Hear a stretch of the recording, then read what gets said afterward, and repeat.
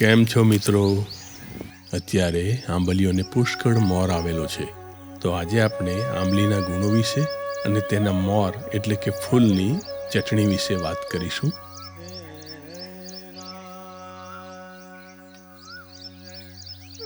બાળપણમાં સ્કૂલથી છૂટતી વખતે આપ સૌએ આંબલી કે એનો મોર ખાધો જ હશે. તો આવો જાણીએ આંબલીમાં શું ગુણો છે. આંબલીમાં મિનરલ જેવા કે calcium, iron, phosphorus, potassium, manganese અને ફાઇબર વિપુલ પ્રમાણમાં હોય છે, જ્યારે વિટામિન સી, ઈ, B1, B3 અને B9 તથા કેટલાક એન્ટીઓક્સિડન્ટ પણ હોય છે, જે ઇન્ફેક્શન અને દુખાવા મટાડવામાં, ઇમ્યુનિટીને સ્ટ્રોંગ બનાવવામાં અને શરીરની ઉર્જા લેવલ વધારવામાં મદદરૂપ થાય છે. આંબલીમાં આવેલા ફાઇબર સુગર અને ફેટના અવશોષણને રોકે છે, જેથી સુગર લેવલ અને શરીરનું વજન મેન્ટેન રહે છે.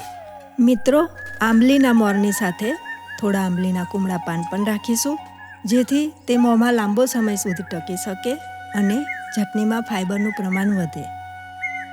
મોરને સાફ કરી લઈશું અને ડાળીઓ દૂર કરીશું. આંબલી આપણને ઓવર ઇટિંગ કરવાથી રોકે છે, જેના કારણે ચરબી વધવાનું જોખમ ટળે છે. એમાં આવેલા એન્ટીઓક્સિડન્ટ્સ જેવા કે વિટામિન સી, ઈ અને ટાર્ટારિક એસિડ હાર્ટના બ્લોકેજ તથા કેન્સરના સેલને વધતા રોકે છે.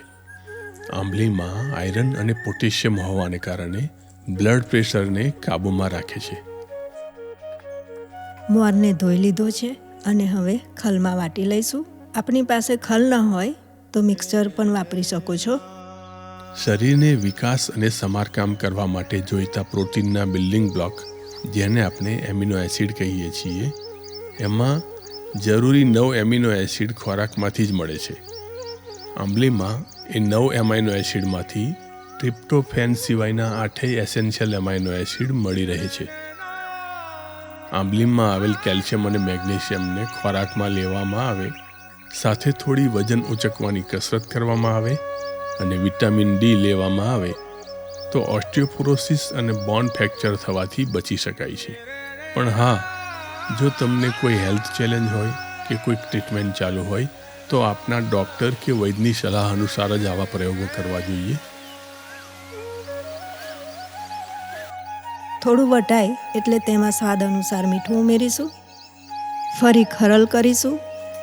મિત્રો, ખલમાં લસોટેલું હશે તો ચટણીમાં વધારે પાણી છૂટશે નહીં અને ટેસ્ટમાં પણ સારું લાગશે.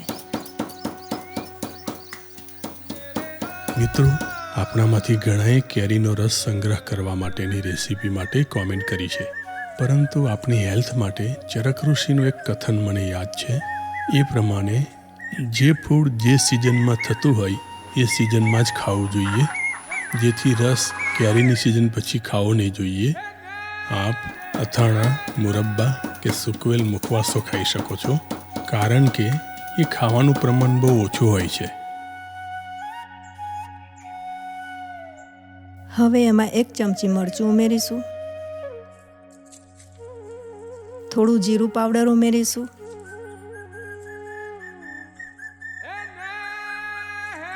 અને 2 ચમચી જેટલો ગોળ ઉમેરીશું.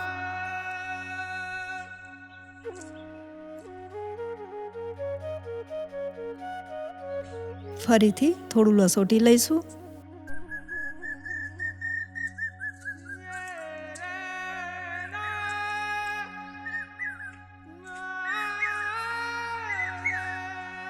આપણી આંબલીના મોરની ચટણી તૈયાર છે. મિત્રો, આ ચટણી જો તમે ખાધી ન હોય તો આના જેટલો માઉથ વોટરિંગ સ્વાદ દુનિયામાં બીજી કોઈ જ ચીજમાં નહીં મળે. નવા વ્યુઅર્સ ચેનલને સબસ્ક્રાઈબ કરીને બેલ આઇકન પર ક્લિક કરશો, જેથી આપણે નવા વિડીયોનું નોટિફિકેશન મળે.